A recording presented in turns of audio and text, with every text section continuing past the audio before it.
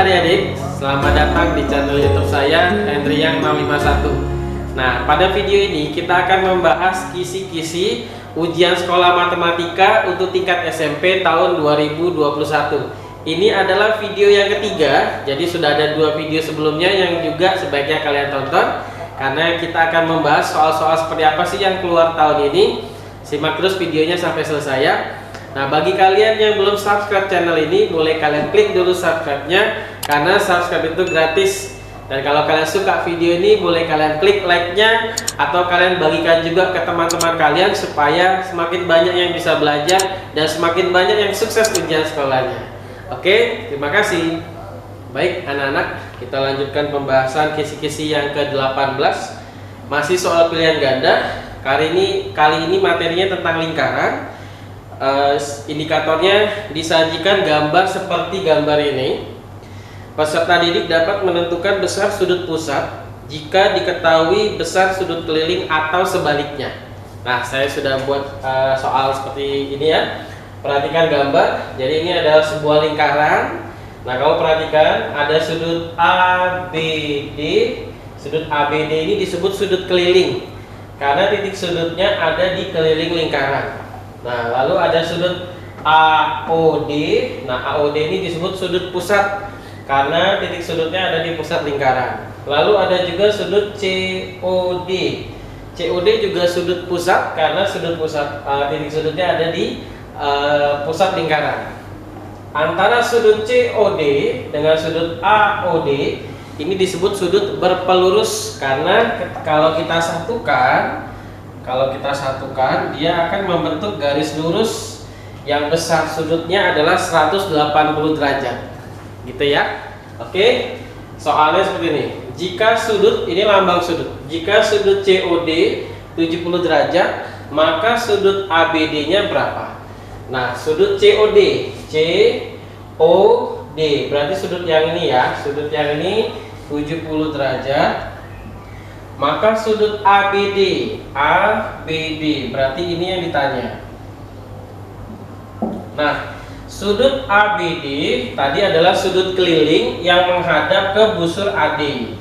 Kalau kamu perhatikan, kaki sudutnya ada di antara titik A dan D. Lalu ada juga sudut pusat, yaitu yang ini ya, yang AOD. AOD itu sudut pusat yang menghadap ke busur AD juga. Nah, jadi ada sifatnya. Kalau ada sudut pusat dan sudut keliling yang menghadap ke busur yang sama, maka sudut pusatnya 2 kali sudut keliling, atau sudut kelilingnya setengah dari sudut pusat. Maksudnya gini, karena AOD dan ABD sama-sama menghadap ke busur AD, maka kalau contoh ya, kalau AOD-nya 100, ABD-nya 50. Karena sudut kelilingnya setengah dari sudut pusat. Kalau ABD-nya 30 contoh ya, maka sudut AOD-nya 60 karena sudut pusatnya 2 kali sudut keliling. Seperti itu ya. Nah, karena soal kita ditanya ABD, maka seandainya kita bisa mengetahui besar sudut AOD, kita tinggal bagi 2 aja sudutnya, nanti dapat sudut ABD. Berarti kita cari dulu sudut AOD. Nah, tadi saya sudah sampaikan AOD dengan COD itu adalah sudut berpelurus yang totalnya 180 derajat. Karena di sini sudah 70 derajat, maka di sini sisanya supaya jadi 180. Berarti kurang 110 derajat lagi. Nah, karena sudah tahu AOD-nya, maka ABD-nya tinggal sudut ABD-nya tinggal 110 kita bagi 2. Jadi jawabannya 55 derajat yang C. Oke, mudah ya? Mudah-mudahan kalian paham. Terima kasih. Baik adik-adik, kita lanjutkan pembahasan kisi-kisi nomor 19. Masih soal pilihan ganda. Kali ini materinya bangun ruang sisi datar. Indikatornya diberikan gambar bangun limas dengan alas berbentuk persegi. Diketahui panjang sisi alas dan tinggi limas. Peserta didik dapat menghitung luas sisi limas. Oke, contohnya seperti ini ya. Perhatikan gambar, inilah yang namanya limas ya. Lalu limas itu alasnya bermacam-macam, tergantung bangun datarnya ya. Jadi ini adalah limas segi 4 yang alasnya berbentuk persegi. Nah, lalu ada 4 sisi tegak yang berbentuk segitiga, dan semua ukurannya sama karena alasnya berbentuk segitiga sama, maksudnya karena alasnya berbentuknya persegi. Oke. Nah, soalnya sebuah limas dengan alas persegi mempunyai panjang sisi 12. Jika tinggi limas 8, maka luas permukaan limas adalah, nah kalau ditanya luas permukaan, maka kamu menghitung panjang seluruh sisi limasnya ya. Jadi gambar ini ada 5 dindingnya ya. Dindingnya sisi limasnya ada 5, yaitu satu alas berbentuk persegi dan 4 sisi tegak berbentuk segitiga. Jadi semuanya itu kamu hitung, kamu jumlahkan, itulah yang namanya luas permukaan limas atau luas sisi limas. Oke. Nah, menghitung luas persegi gampang, rumusnya tinggal sisi kali sisi. Menghitung luas segitiga juga mudah, rumusnya alas kali tinggi dibagi 2. Tingginya tinggi segitiga, bukan tinggi limas ya. Nah, kalau di soal yang kita lihat ini, tinggi yang diberikan soal itu tinggi limas. Tinggi limas itu yang ini ya, yang putus-putus ini.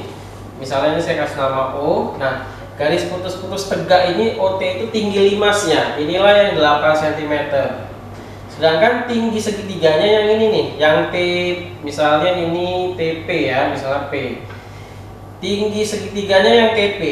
Jadi untuk menghitung luas permukaannya kita harus menghitung kita harus menghitung tinggi segitiganya dulu menggunakan konsep teorema Pythagoras, karena ini kalau kamu perhatikan segitiga TOP dia akan membentuk segitiga siku-siku, di mana TO-nya adalah tinggi limas, OP-nya itu adalah setengah dari panjang sisi, dan TP itu adalah tinggi segitiganya. Jadi kita cari dulu tinggi segitiga, kita pindahkan segitiganya ke sini ya. Oke, nah inilah yang 8 cm, ini tinggi limas. Lalu OP-nya itu setengah dari 12 karena tingginya itu ada di tengah-tengahnya limas. Jadi kalau sepanjang sisi perseginya 12, AB-nya 12, setengahnya berarti 6. Ini 6, di sini siku-sikunya. Nah, inilah tinggi segitiga yang mau kita cari. Kita cari menggunakan teorema Pythagoras atau triple Pythagoras. Kalau kalian sudah hafal triple Pythagoras, 6, 8 itu pasangannya 10. Tapi kalau nggak hafal, kita bisa cari menggunakan teorema Pythagoras. Karena ini yang dicari adalah sisi miringnya, maka caranya 6 pangkat 2 ditambah 8 pangkat 2 sama dengan akar 6 pangkat 2 36 ditambah 8 pangkat 2 64. 36 tambah 4 itu 100, akar 100 10, karena 10 kali 10 100. Jadi tinggi segitiganya 10 cm. Nah, sekarang baru kita bisa menghitung luas permukaan limas gitu ya.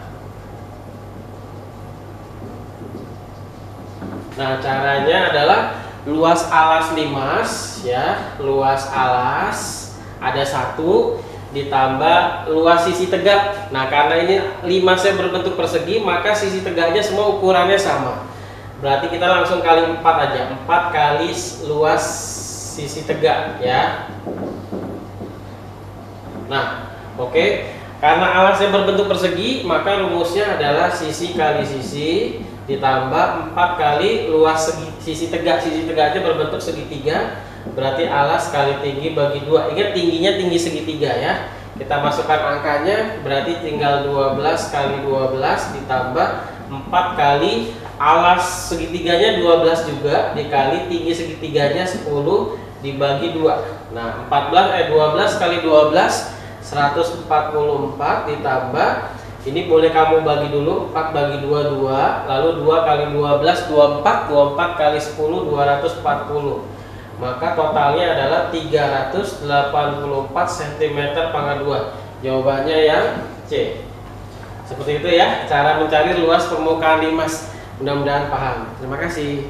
Baik, adik-adik, kita lanjutkan pembahasan kisi-kisi nomor 20, masih soal pilihan ganda. Kali ini materinya tentang bangun data.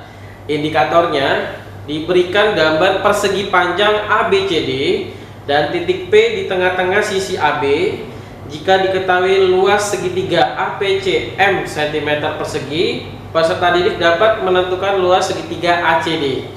Oke, kurang lebih contohnya seperti ini ya. Perhatikan gambar, ini adalah gambar persegi panjang ABCD. Lalu ada titik P yang berada di tengah-tengah garis AB. Nah, diketahui, jika luas segitiga APC, APC itu yang saya arsir ini ya. Nah, luas segitiganya adalah 50 cm pangkat 2, maka luas segitiga ADC, ADC yang ini. Nah, oke, sebenarnya ini soalnya mudah kalau kita mengerti sifat-sifat dari persegi panjang. Ingat, adik-adik, garis AC ini adalah diagonal sisi persegi panjang ya. Garis AC diagonal sisi persegi panjang, sehingga membagi dua persegi panjangnya menjadi dua segitiga siku-siku yang sama besar atau kongruen ya, yaitu segitiga ADC dan segitiga ABC yang bawah. Nah, segitiga ABC lalu terbagi dua lagi menjadi segitiga APC dan segitiga PBC ya. Nah, kedua segitiga ini kalau kelihatannya kamu lihat sebenarnya gambarnya beda ya, tapi ternyata kalau kita hitung luasnya sebenarnya sama.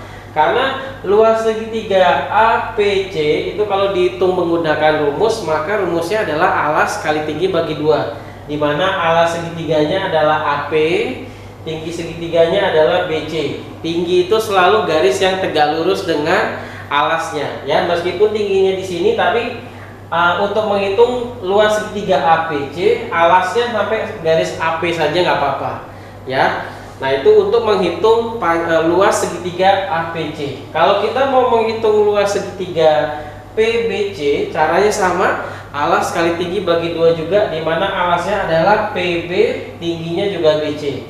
Nah, kalau kita perhatikan kedua segitiga ini tingginya sama-sama garis BC, namun berbeda di bagian alas. Kalau yang APC alasnya AP, kalau yang PBC alasnya PB. Namun ya, karena titik P ini adalah titik tengah dari garis AB, sehingga panjang AP sama dengan panjang AB.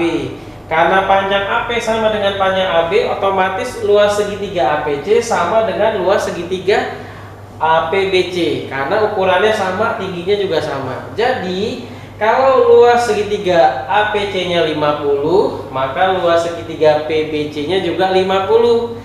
Jadi totalnya 50 tambah 50, 100, itu luas segitiga ABC. Nah, sedangkan tadi di awal sudah saya jelaskan bahwa garis AC ini adalah diagonal sisi persegi panjang, sehingga membagi persegi panjangnya menjadi dua segitiga siku-siku yang kongruen atau sama, yaitu ADC dan ABC. Karena ABC-nya 100, dari 50 tambah 50, maka ADC-nya juga 100. Selesai ya. Jadi jawabannya yang C. Mudah kan? Nah, jadi caranya cukup luas segitiga. Jadi luas segitiga ADC sama dengan luas segitiga ABC ya, ABC. Di mana luas segitiga ABC ini sama dengan 2 kali luas segitiga APC. Nah, karena luas segitiga APC-nya 50, jadi tinggal 2 kali 50 sama dengan 100. Nah, nanti kalau ada soal seperti ini lagi yang gambarnya seperti ini, caranya seperti itu. Ternyata tinggal kali 2 aja luas segitiga APC-nya. Tapi kalau yang sifatnya gambarnya seperti ini ya, kalau beda lagi ya maka pemikirannya beda lagi. Oke? Mudah-mudahan kalian paham. Terima kasih. Baik, adik-adik, kita lanjutkan kisi-kisi berikutnya untuk nomor 21, masih soal pilihan ganda. Materinya tentang statistik. Indikatornya disajikan diagram lingkaran dengan 4 buah juring. Jika diketahui besar sudut pusat dari ketiga juring tersebut dan jumlah seluruh objeknya, maka peserta didik diharapkan dapat menyimpulkan banyaknya objek pada juring keempat. Oke, soalnya seperti ini ya. Jadi perhatikan gambar, ini saya sudah punya diagram lingkaran yang terbagi menjadi 4 juring. Inilah yang disebut dengan juring ya. Nah, ini adalah diagram lingkaran yang menunjukkan kegemaran olahraga di suatu sekolah. Jadi ada yang suka futsal, basket, badminton, dan voli ya. Nah, dengan data sebagai berikut. Oke, kita baca lagi. Diagram di samping menunjukkan survei tentang olahraga kegemaran siswa dari suatu sekolah. Jika jumlah seluruh siswanya ada 1080 siswa, maka jumlah siswa yang suka futsal adalah berapa siswa? Jadi jumlah seluruhnya ada 1080 siswa. Nah, ingat ini adalah diagram lingkaran derajat ya, karena dikasih tahu dalam bentuk derajat. Jadi diagram lingkaran itu ada dua jenis, ada yang menggunakan persen. Nah, kalau diagram lingkaran yang menggunakan derajat, satu lingkaran penuh ini nanti totalnya 360 derajat. Sedangkan untuk diagram lingkaran yang persen, totalnya adalah 100 derajat. Oke, jadi kita langkah pertama adalah melengkapi dulu derajat-derajatnya yang ada di diagram lingkaran ini ya. Di sini basket sudah ada 60%, badminton 50%, lalu volinya belum ada tapi ada tanda siku-siku. Kalau ada tanda siku-siku berarti itu sudutnya 90 derajat. Atau kalau dalam bentuk persen, persennya 25% ya. Nah, berarti yang futsal belum ada. Kita cari dulu diagram lingkaran futsal ya. Dengan persen futsal maksudnya ya. Ini pembahasannya. Jadi untuk mencari derajat futsal cukup 360 totalnya, kita kurangi sama yang sudah ada di gambarnya ya. Jadi derajat futsal sama dengan 360 dikurang 90 dikurang 60 dikurang 50 ya. Nah, ini 60 tambah 50 kan 110, tambah 90 200, maka sisanya adalah 160 derajat. Berarti yang suka futsal ada 160 derajat. Sekarang kita cari berapa orang yang diwakili oleh derajat itu. Nah, di sini dikasih tahu di soal bahwa jumlah seluruh siswanya ada 1080. Ya, berarti satu lingkaran penuh ini seluruh siswanya ada 1080. Nah, itu sama dengan 360 derajat. Jadi 360 derajat itu mewakili 1080 siswa. Nah, kita cari dulu satu derajatnya mewakili berapa. Karena 360 kan mewakili 1080. Kalau satu derajatnya berarti dia mewakili, berarti 1080 dibagi 360 ya. Jawabannya nanti adalah 3 siswa. Jadi satu derajat itu isinya ada sisa 3 siswa. Sedangkan yang suka futsal ya, yang suka futsal ada 160 derajat. Berarti 160 derajat ini mewakili berapa siswa? Tinggal dikali 3 siswa. Jadi jawabannya adalah 480 siswa. Maka yang suka futsal itu ada 480 siswa. Seperti itu ya. Nah, kalau misalnya nanti diganti sama gurunya, bukan seluruh siswa yang dikasih, misalnya dikasih tahu yang suka badminton ada 100 siswa. Yang suka badminton ada 100 siswa. Berarti 50 derajat mewakili 100 siswa, karena itu hanya menunjukkan badmintonnya aja. Maka satu derajatnya 100 dibagi 50 2 siswa gitu ya. Jadi kita bandingkan derajat dengan jumlah siswanya, lalu cari satu derajatnya, baru cari yang mau kamu yang ditanyakan oleh soalnya. Oke, mudah-mudahan paham ya. Terima kasih. Baik adik-adik, kita lanjutkan pembahasan kisi-kisi nomor 22 ya. Masih soal pilihan ganda. Kali ini materinya tentang peluang. Nah, indikatornya pada kejadian melempar undi 3 mata uang logam homogen, peserta didik dapat menyimpulkan peluang terjadinya kejadian tertentu. Nah, ini sebenarnya mudah ya. Oke, kita langsung bahas soalnya. 3 mata uang logam dilempar undi bersamaan sekali. Peluang munculnya paling sedikit 2 angka adalah, nah, kunci dari mengerjakan soal peluang, kamu harus tahu tentang ruang sampel dan titik sampel. Ruang sampel itu adalah semua kejadian yang mungkin terjadi pada suatu peristiwa.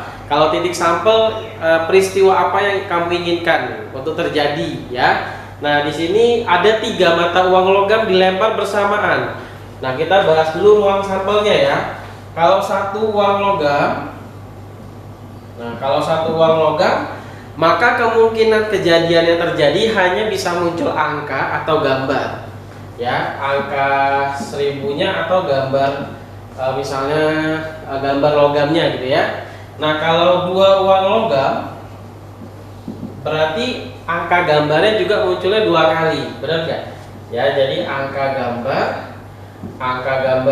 Nah, ini untuk uang logam pertama, ini untuk uang logam kedua. Ya, jadi kita gabungkan, bisa aja dua-duanya angka atau yang pertama angka, yang kedua gambar, atau yang pertama gambar, yang kedua angka, atau dua-duanya gambar. Ini kalau dua mata uang logam. Nah, kalau tiga mata uang logam, maka tinggal gabungkan saja yang dua uang logam dengan yang satu uang logam. Ya, yang dua uang logam kan tadi bisa angka-angka, bisa angka gambar, bisa gambar angka, bisa gambar-gambar.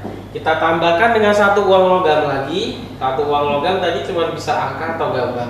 Misalnya kita taruhnya begini ya. Jadi bisa tiga-tiganya angka, bisa angka-angka gambar, angka gambar angka, angka gambar gambar, lalu gambar angka-angka, gambar angka gambar, gambar gambar angka, gambar gambar gambar. Nah, inilah semua kejadian yang mungkin terjadi kalau tiga mata uang dilempar bersamaan. Nah, seluruhnya ini namanya ruang sampel. Kalau angka-angka saja itu namanya titik sampel. Nah, kalau ditanya peluang, peluang itu rumusnya titik sampel dibagi ruang sampel. Jadi di sini dia mau peluang munculnya paling sedikit dua angka. Nah, kita pilih dulu paling sedikit dua angka itu kejadiannya yang mana aja. Kalau paling sedikit dua angka berarti boleh dua angka, boleh tiga angka, dan seterusnya ya. Karena kan paling sedikit. Kalau satu angka atau tidak ada angkanya nggak boleh ya. Kalau paling sedikit satu angka, dua angka berarti kalau tiga angka boleh. Ya, dua angka boleh, dua angka boleh, satu angka nggak boleh. Karena paling sedikit itu berarti minimal. Dua angka boleh, satu angka tidak boleh, satu angka tidak boleh, tidak ada angkanya juga tidak boleh. Jadi ada berapa? 1, 2, 3, 4. Ada 4 kejadian, dari seluruhnya ada 8. Jadi peluangnya 4/8, jawabannya yang B. Atau biasanya kalau mau disederhanakan juga boleh jadi 1/2. Seperti itu ya. Oke, mudah-mudahan paham. Terima kasih. Baik adik-adik, kita lanjut kisi-kisi yang ke-23, masih soal pilihan ganda. Kali ini materinya bilangan berpangkat dan bentuk akar. Indikatornya disajikan bilangan dalam bentuk akar pangkat A dari B pangkat C, dengan A, B, dan C bilangan asli. Peserta didik dapat mengubahnya ke dalam bentuk pangkat. Nah, ini sudah ada contoh soalnya. Bentuk sederhana dari akar pangkat 5 dari 125 pangkat 2 adalah, nah kita bahas ya. Jadi adik-adik ada rumus ya, ada ketentuan seperti ini. Jadi akar pangkat M dari A pangkat N ya, akar pangkat M dari A pangkat N itu sama dengan A pangkat N per M. Nah, jadi akar pangkat 5 dari 125 pangkat 2 kalau diubah ke bentuk pangkat jadi 125 pangkat 2 per 5. Nah, gitu ya. Tapi kok nggak ada di bilangan gandanya, depannya kok 5 semua. Karena ternyata 125-nya masih bisa kamu ubah lagi jadi bilangan berpangkat. Jadi kalau bilangan pokoknya atau yang di bawah pangkatnya masih bisa kita ubah ke bentuk pangkat, kita ubah ke bentuk pangkat juga. Bagaimana cara mengubah 125 jadi bentuk pangkat? Nah, caranya adalah kita bikin pohon faktor dari 125, dibuat pohon faktornya. Nah, 125 itu paling kecil bisa dibagi 5, hasilnya 25. Lalu kita bagi 5 lagi, hasilnya juga 5. Jadi 125 itu sama dengan 5 pangkat 3. Jadi nanti ini kita ubah jadi 5 pangkat 3, lalu pangkat lagi 2/5 gitu ya. Nah, ada ketentuan juga kalau ada bilangan berpangkat dipangkatkan lagi, maka pangkatnya kita kali ya. Nanti jadi 5 pangkat 3 dipangkatkan lagi 2/5, jadi 5 pangkat 3 kali 2/5. Pangkatnya kita kali 3 kali 2 6/5. Jadi nanti hasil akhirnya adalah 5 pangkat 6/5. Nah, inilah jadi jawabannya yang A. Oke, mudah kan ya? Terima kasih. Baik adik-adik, kita lanjutkan pembahasan kisi-kisi ke-24, masih soal pilihan ganda. Kali ini materinya adalah bilangan berpangkat. Kisi-kisinya diberikan bentuk K sama dengan A pangkat B, dan L sama dengan C pangkat D, dan M sama dengan P pangkat Q, dengan A, C, dan P bilangan bulat, sedangkan B, D, dan Q bilangan pecahan. Peserta didik dapat menghitung hasil dari K min L plus M, gitu ya. Oke, nah ini kita sudah buat soalnya. Mungkin pertanyaannya agak berbeda ya, kita tambah dulu baru kurang, tapi tidak masalah ya. Yang penting ininya nih ya, diketahui A sama dengan 125 pangkat 2/3, B sama dengan 81 pangkat 3/4, dan C sama dengan 32 pangkat 2/5. Tentukanlah nilai dari A tambah B kurang C. Nah, ini sebenarnya mirip seperti nomor 23 tadi ya. Jadi kalau ada bilangan berpangkat yang pangkatnya pecahan, itu kita biasanya sederhanakan dulu bilangan yang ada di bawah pangkatnya atau bilangan pokoknya. Contoh, yang A ya. Yang A kan 125 pangkat 2/3. Nah, 125 ini kamu buat poin faktornya. Nanti kamu dapatkan 5 pangkat 3. 125 itu sama dengan 5 pangkat 3, lalu pangkat lagi 2/3. Nah, setelah itu kalau ada bilangan berpangkat, dipangkatkan lagi, pangkatnya dikali. Jadi 5 pangkat 3 kali 2/3. Lalu nanti ini dihitung, kebetulan 3 bagi 3 1. Jadi sisanya 5 pangkat 2 sama dengan 5 kali 5 25. Itu yang A ya. Sekarang yang B, 81 pangkat 3/4. Nah, ini berarti 81 nya kamu buat poin faktornya juga, nanti dapat hasilnya 3 pangkat 4. Nah, 3 pangkat 4 dipangkatkan lagi 3/4. Nah, sama seperti yang atas, jadi 3 pangkat 4 kali 3/4. Lalu 4 bagi 4 1 juga, nanti sisanya 3 pangkat 3. 3 pangkat 3 itu bukan 3 kali 3 ya, tapi 3 kali 3 kali 3, sebanyak 3 kali. Jawabannya 27. Yang terakhir yang C, 32 pangkat 2/5. Nah, 32 kalau kamu buat poin faktornya nanti sama dengan 2 pangkat 5. Dipangkatkan lagi 2/5, jadi 2 pangkat 5 kali 2/5, 5 bagi 5 1. Jadi 2 pangkat 2, 2 pangkat 2 itu 2 kali 2 4. Nah, gitu ya. Jadi setelah didapatkan nilai-nilainya, baru kita hitung nilai dari A tambah B kurang C. A nya tadi 25 ditambah 27 kurang 4. 27 kurang 4 23. 23 tambah 25 48. Jadi jawabannya ya D. Oke, udah ya. Terima kasih. Baik adik-adik, kita lanjut pembahasan kisi-kisi ke-25, masih soal pilihan ganda. Kali ini materinya masih tentang bentuk akar. Kisi-kisinya, disajikan bilangan dalam bentuk A per B akar C. Peserta didik dapat menyederhanakan bentuk dengan merasionalkan penyebut. Nah, ini merasionalkan pecahan ya. Contoh soalnya seperti ini. Bentuk rasional dari 2/3 akar 5 adalah, nah, untuk merasionalkan pecahan kita harus menghilangkan bentuk akar pada penyebut pecahan itu. Nah, jadi di sini kan soalnya 2/3 akar 5. Yang perlu kita hilangkan hanya bentuk akarnya saja. Jadi yang kita hilangkan akar 5-nya. Supaya akar 5-nya hilang, kita kali dengan akar 5 juga. Karena akar 5 kali akar 5 nanti jadi akar 25, akar 25 5. Seperti itu ya. Nah, kalian harus mengalikannya 2 kali ya. Pembilangnya dikali akar 5 per penyebutnya juga dikali akar 5. Karena akar 5 dibagi akar 5 1. Jadi kita tidak mengubah soal, tapi kita bisa menghilangkan bentuk akarnya. Oke. Lalu ini karena perkalian pecahan, jadi kita kali ke samping. 2 kali akar 5 itu tidak bisa dikali ya, karena 2-nya tidak ada bentuk akarnya. Jadi digabung saja jadi 2 akar 5 per, lalu akar 5 kali akar 5, akar 25, akar 25 kan 5. Nah, nanti hasilnya kali 3, jadi 15. Jadi ini jawabannya 2 akar 5 per 15 atau 2 per 15 akar 5.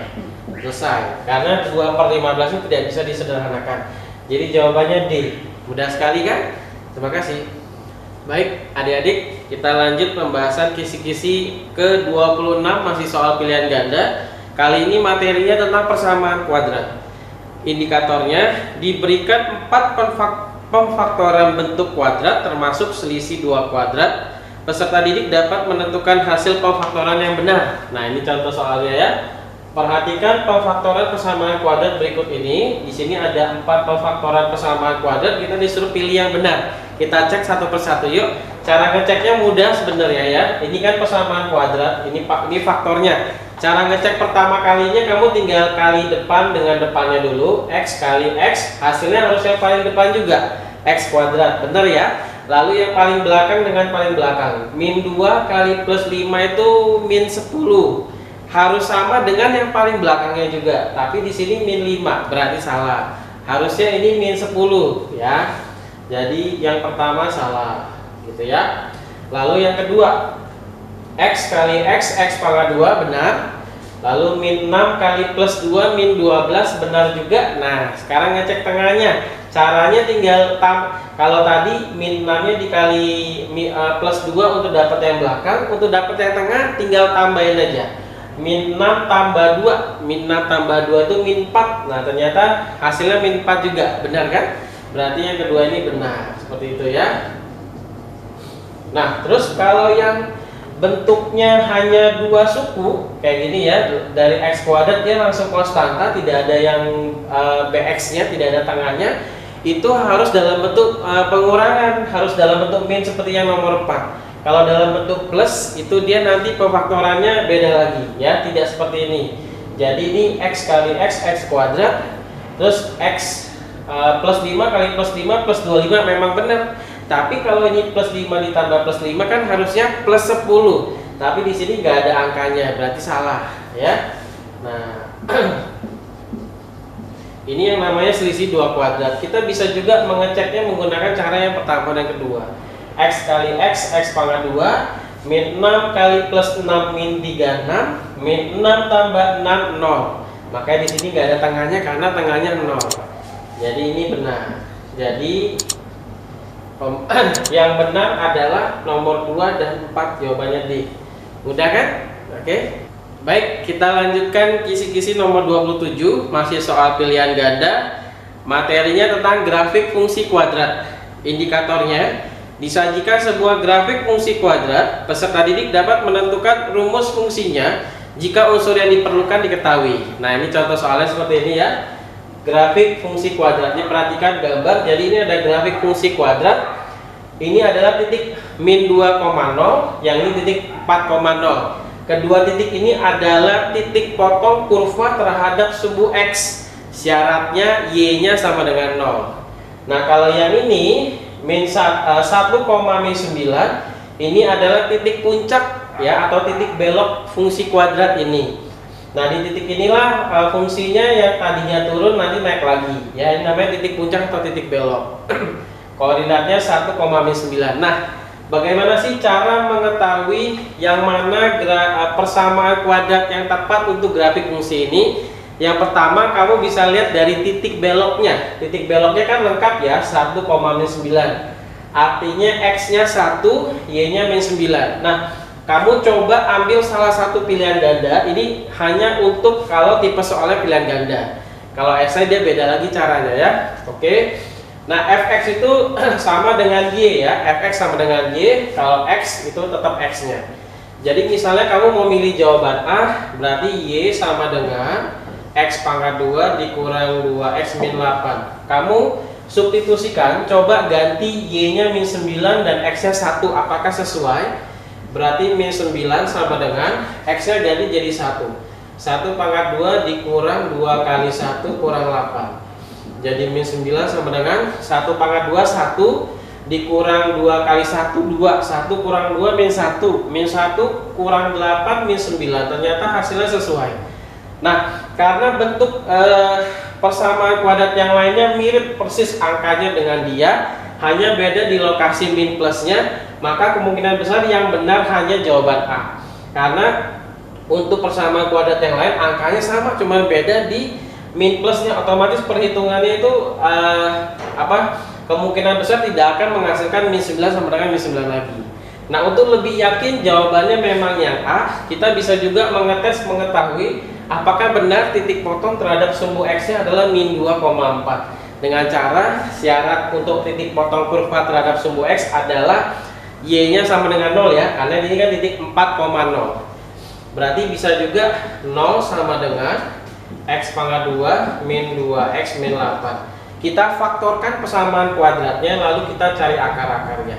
Kita faktorkan seperti ini ya. Nah, cara mudahnya, karena depannya cuma x kuadrat, pasti depannya x kali x pangkat 2. Lalu untuk mencari kombinasi angkanya, kamu caranya begini ya. Kamu lihat angka paling belakangnya min 8, cari dua angka yang kalau dikali hasilnya min 8. Tapi kedua angka itu kalau dijumlahkan hasilnya harus yang tengah min 2. Itu ya caranya.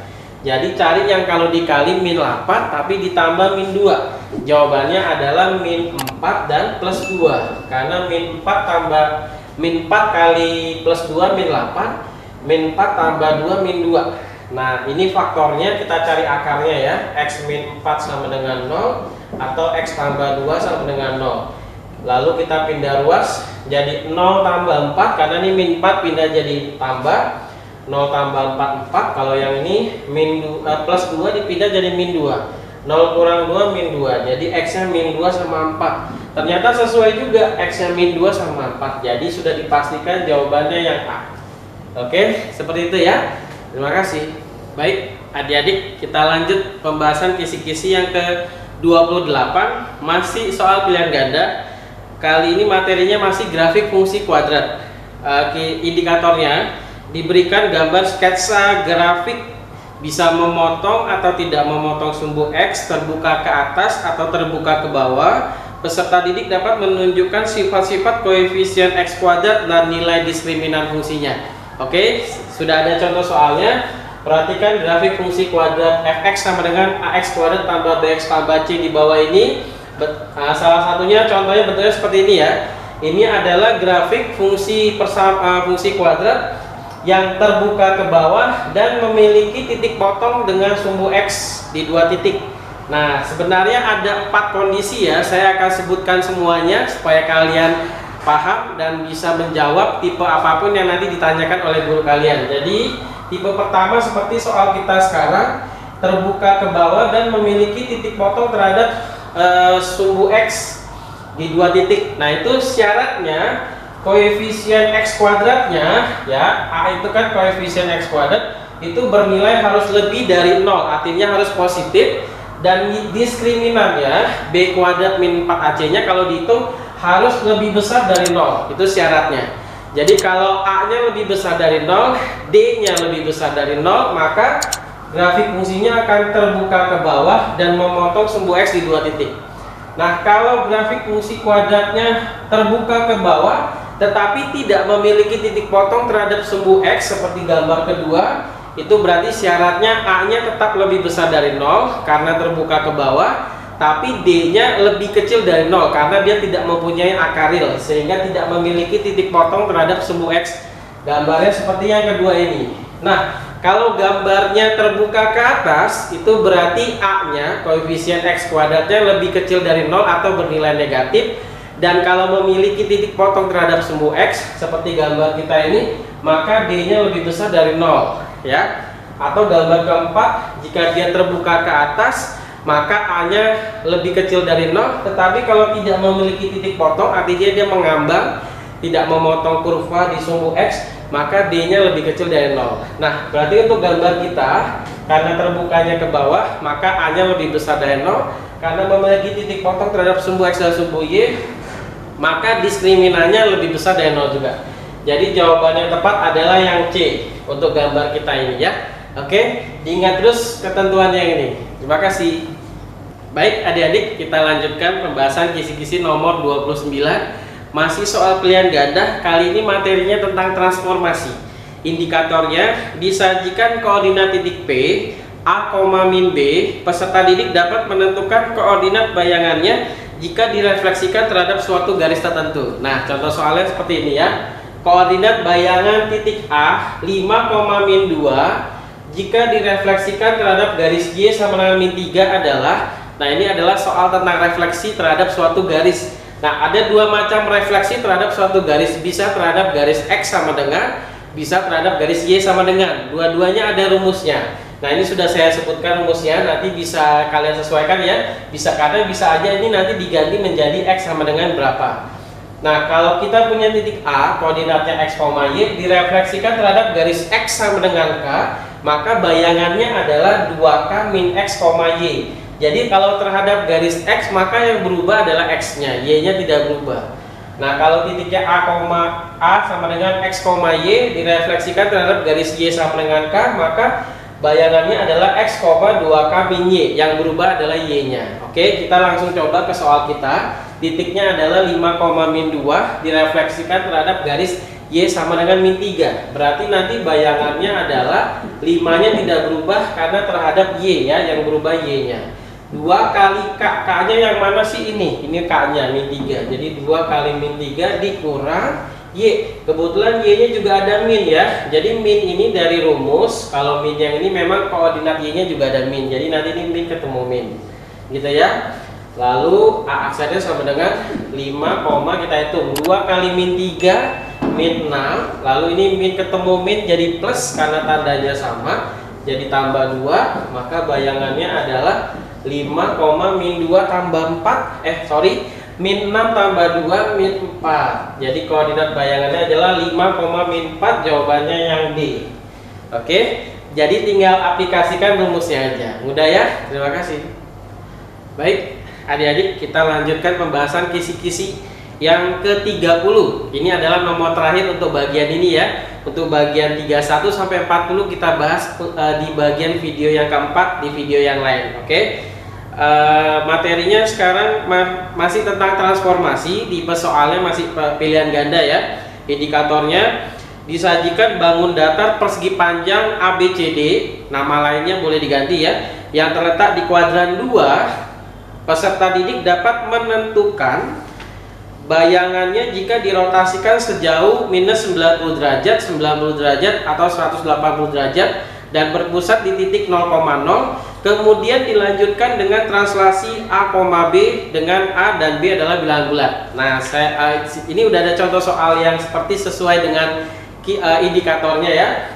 Diketahui persegi panjang PQRS dengan koordinat P min 6,1 ini di kuadran 2, Q-nya min 2,1 juga di kuadran 2 dan S-nya min 6,8. Persegi panjang tersebut dirotasikan sejauh 90 derajat dengan pusat di 0,0, kemudian dilanjutkan dengan translasi 2,3. Koordinat bayangan titik R-nya adalah, nah oke.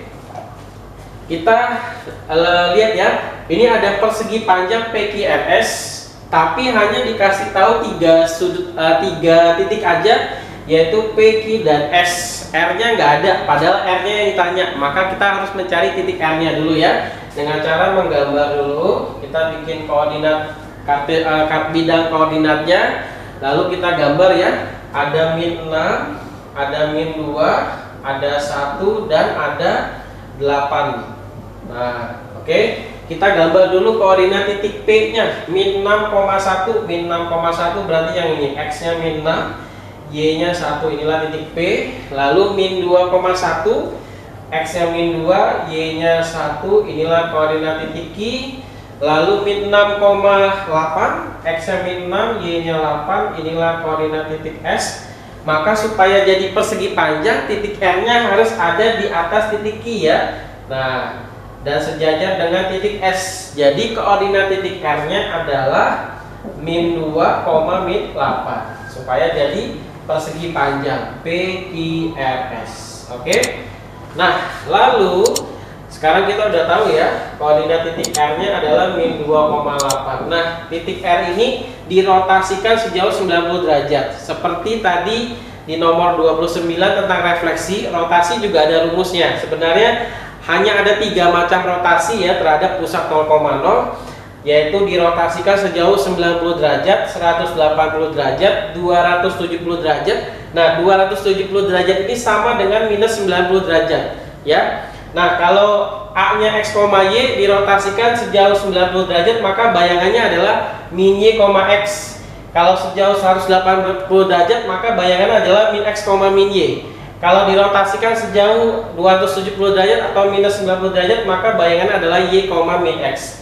Nah, karena titik R-nya dirotasikan sejauh 90 derajat, maka bayangannya adalah min Y, X ya.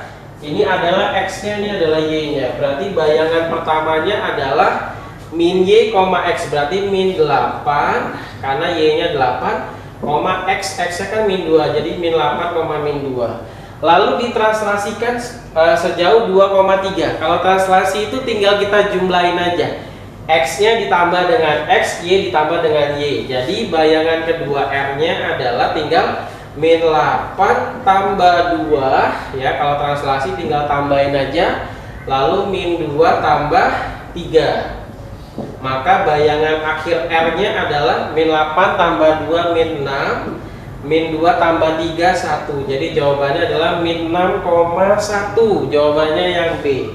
Oke, mudah-mudahan paham. Terima kasih, sampai ketemu lagi di video bagian yang keempat. Sukses ya.